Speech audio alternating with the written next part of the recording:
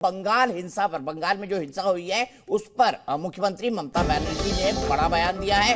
उन्होंने बीजेपी पर बड़ा आरोप लगाया है। उनका कहना है जानबूझकर नमाज के समय का इंतजार किया गया, ये कहना है ममता बनर्जी का।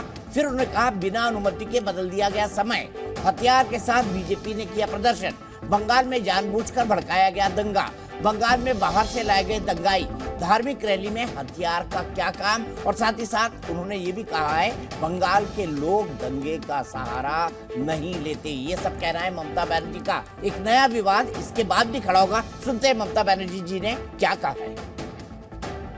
The meeting was mentioned, they will do it in the afternoon. But at the time of namaz time, intentionally, deliberately they went there to victimize the people. After that also, our police, 1 hour it was, of course in a bad state because BJP along with bunduks, dancing with arms, bulldozer, tractors, they went. You tell me, for a religious meeting, একটা ধর্মীয় মিটিংয়ে arms কেন নিয়ে যাবে? तो राजीव जी क्या कहेंगे ममता बनर्जी के इस बयान पर? उन्होंने बीजेपी पर आरोप लगाया है कि जानबूझकर नमाज के समय निकाली गई शोभा यात्रा, साथ ही साथ उन्होंने ये भी कहा हथियारों के साथ निकाली गई शोभा यात्रा, और उन्होंने ये भी कहा कि ये बंगाल के लोग नहीं है, बाहर के लोग बीजेपी वाले लाए और उनके सहारे दंगा करवाया। मुझे लगता है जो कट्टरपंथी बांग्लादेश में बैठे होंगे वो सोच रहे होंगे कि हमारा नेतृत्व करने वाली बॉर्डर के उस तरफ क्यों बैठी हैं। अरे इससे तो यहां होना चाहिए था, क्योंकि जो हिंदू बांग्लादेश के अंदर रहते हैं, जो प्रताड़ित हिंदू हैं, अगर वहां पर कोई नेतृत्व करने वाला उनके साथ अच्छा व्यवहार करता है तो उसके ऊपर उसको वो नफरत भरी निगाह से देखते हैं। उन्हें लगता है हमारी आइडियल लीडरशिप तो वो पश्चिम बंगाल में बैठी है, ये यहां क्या कर रही है। तो आप सोचिए, जब आज पहली रिपोर्ट आई जिसमें बताया गया कि ममता बनर्जी दीदी ने किस तरीके के हथकंडे अपनाए, कैसे पुलिस को जो है अपना कार्यकर्ता बना करके उन दंगाइयों के साथ खड़ा कर दिया, उनके पक्ष में खड़ा कर दिया।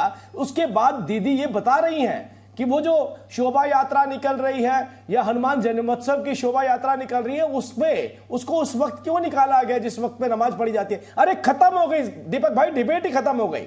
यही तो मुद्दा है मेन। हम भारत में चर्चा कर रहे हैं, पाकिस्तान में बैठे हैं। हम अभी भी ये कह रहे हैं, एक बता रही है राजनीतिक पार्टी सेंसिटिव एरिया, दूसरा देखिए मुख्यमंत्री पश्चिम बंगाल की बता रही है कि इसको किस वक्त में निकाला गया। मतलब इसका इतना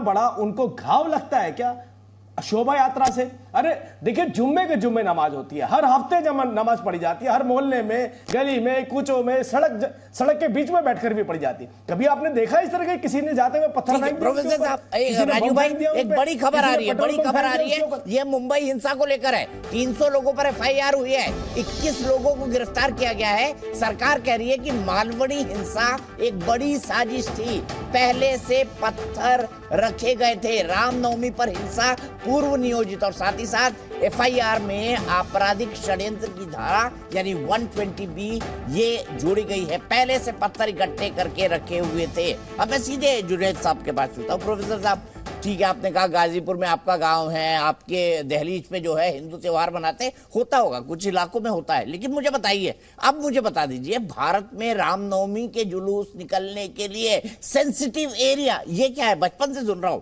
इधर मत जाना, सेंसिटिव एरिया है। ये सेंसिटिव एरिया के पॉकेट क्यों है भारत में? अब आप सुन लीजिए, आप ये कह रहे हैं सेंसिटिव एरियाज की बात, मतलब मुसलमानों के एरिया को सेंसिटिव कह रहे हैं। जी। बिहार शरीफ में जो दंगा हुआ है वहां पर मुसलमानों की कितनी बड़ी तादाद थी, आपको यकीन नहीं आएगा। एक घर वहां पर है जितनी बड़ी भी तादाद हो। अब आगे की बात सुनिएगा। और वहां मतलब पर पूरे बिहार शरीफ में मुसलमानों का एक घर है, प्रोफेसर साहब ये कह रहे हैं आप?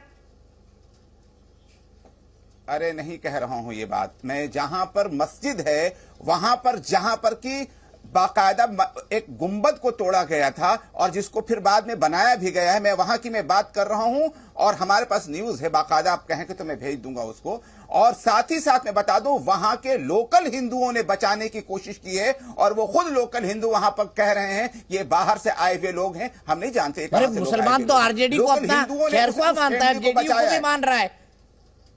मतलब मुसलमानों पर हमला हो गया जेडीयू और आरजेडी और जेडीयू के शासन में, ये कह रहे हैं आप?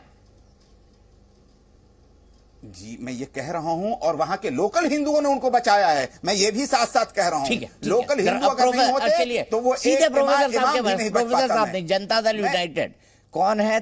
मेरे साथ मंजीत सिंह जी। मंजीत सिंह जी बताइए, मंजीत सिंह जी जनता दल यूनाइटेड के, मुझे बताइए, कह रहे हैं कि मुसलमानों पर हिंदुओं ने हमला कर दिया। चलिए मैं अब छोड़ देता हूं समुदाय वगैरह, क्या मतलब है, सब सोशल मीडिया पे चारों तरफ चला हुआ है, बता दीजिए। अभी ये कह रहे हैं कि बिहार शरीफ में मुसलमानों पर हिंदुओं ने हमला किया, क्या ये हुआ था? और अगर ऐसा हुआ था तो फिर आपकी वो इफ्तार का तो कोई मतलब बचा नहीं सर, दोनों इफ्तारों का।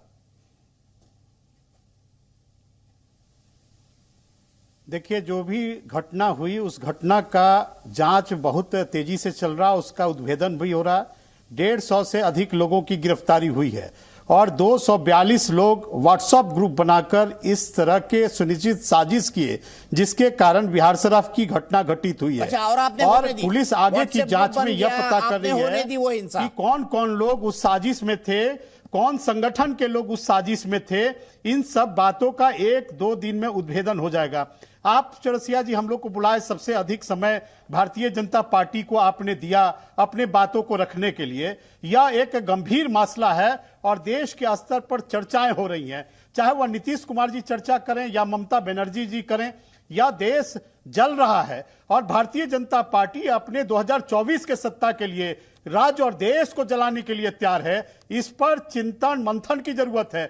लगातार हेट स्पीच हो रहा है, क्यों दंगे फड़क रहे हैं हर राज्य के अंदर, और 24 के पहले इतना क्यों तीव्र गति से देश के अंदर हर जगहों पर धार्मिक उन्माद हो रहे हैं, अशांति उत्पन्न हो रही है। सुप्रीम कोर्ट ने जब कहा कि हेट स्पीच के मामले में त्वरित कार्रवाई करे पुलिस, अब केंद्र शासित राज्य दिल्ली में 18 FIR होती है, पुलिस गिरफ्तारी नहीं करती है। उत्तराखंड में, उत्तर प्रदेश में नहीं होता है। तो हम लोग क्या समझें कि यह केंद्र सरकार की सुनिश्चित साजिश है और जहां भी भारतीय जनता पार्टी ने सर, मैंने आपकी सब बात मान ली, मैं आपकी बात से पूरी तरह एग्री करता हूं। आपने बीजेपी की बात कही, देखिए राइट विंग के आप 2 लोग हैं और उनके खिलाफ 4 लोग हैं। देखिए मंजीत सिंह जी, तर्क के आधार पर सुनिए ना मेरी बात, एक लाइन सुन लीजिए सर। मंजीत सिंह जी, एक लाइन सुन लीजिए प्लीज। राजीव जेटली जी को हम बात सुन रहे थे, ना मेरी बात तो सुन लीजिए। अरे मंजीत भाई मेरी बात तो सुन लीजिए, एक लाइन की। जेटली जी को इतना समय दिया, आलोक राज जी तो जेडीयू के प्रवक्ता रहे हैं, वह जेडीयू के पद पर रहे हैं, हमारे मित्र हैं, वह जेडीयू के प्रवक्ता का पद भी संभाल चुके हैं। एक समय जेडीयू की प्रशंसा करते थकते नहीं थे, और राजीव जेटली जी जो कह रहे थे, अपना प्रवचन दे रहे थे। ये हेट स्पीच के मामले में क्या कहा गिरिराज सिंह ने, यह उन्माद कैसे पैदा कर रहे हैं। जो लोग मोदी जी को वोट नहीं देगा वह पाकिस्तान चला जाए। इनके विनय कटियार जी ने कहा मुसलमानों को इस देश में जरूरत नहीं है। विपल देव जी ने कहा जो लोग सरकार के बारे में बुरा भला कहते हैं नाखून उखाड़ देना चाहिए। इस तरह का बयान भारतीय जनता पार्टी का। अरे सर, गिरिराज सिंह तो आप ही के राज्य से आते हैं ना सर, वहाँ पे FIR करिए, गिरफ्तार कर लीजिए। मंजीत सिंह जी ये हिम्मत क्यों नहीं जुटा पा रहे हैं? बात फैला रहे हैं और उस पर मंजीत सिंह जी लगातार बोलते रहना अच्छे डिबेटर की निशानी नहीं है। मंजीत सिंह जी सुन लीजिए, मैं आपको भाई भाई बोल के पिछले 10 मिनट से रिक्वेस्ट कर रहा हूँ, आप सुन ही नहीं रहे। ममता बनर्जी ने खुलकर आपके चैनलों पर कहा है कि भारतीय जनता पार्टी के लोग दूसरे राज्य से लाकर, चलिए आज मंजीत सिंह जी का राष्ट्र के नाम प्रसारण सुनिए, हल्के से नहीं ली जा सकती है। सुनाइए मंजीत सिंह जी, आज राष्ट्र के नाम प्रसारण दे दीजिए आप। मैं आपसे 10 मिनट से रिक्वेस्ट कर रहा हूँ कि मेरी बात सुन लीजिए, आप सुनने को राजी नहीं है। लीडरों का बयान है और उस अरे तुम बंद करिए, गिरफ्तार करिए ना, सरकार है आपकी भाई। अमित शाह ने क्या कहा, सासाराम में कोई घटना सांप्रदायिक घटना घटी और नवादा में जाकर कहते हैं सासाराम में बम विस्फोट हुआ, बम से लोग मारे गए, यही गृह मंत्री का है, हम उल्टा टांग देंगे। चलिए ठीक है, मंजीत सिंह जी, जब आप किसी की सुनी नहीं रहे तो सरकार कैसे चलाते होंगे मैं समझ गया। बिहार और देश की सरकार कैसे चलती होगी समझ गया मैं, 17 साल से क्या हो रहा है, सुनी नहीं रहे आप किसी की। यहाँ मैं बोले जा रहा हूँ, भाई साहब रुक सुन लीजिए, भाई साहब सुन लीजिए, भाई साहब सुन लीजिए, भाई साहब सुन लीजिए, भाई साहब सुन लीजिए।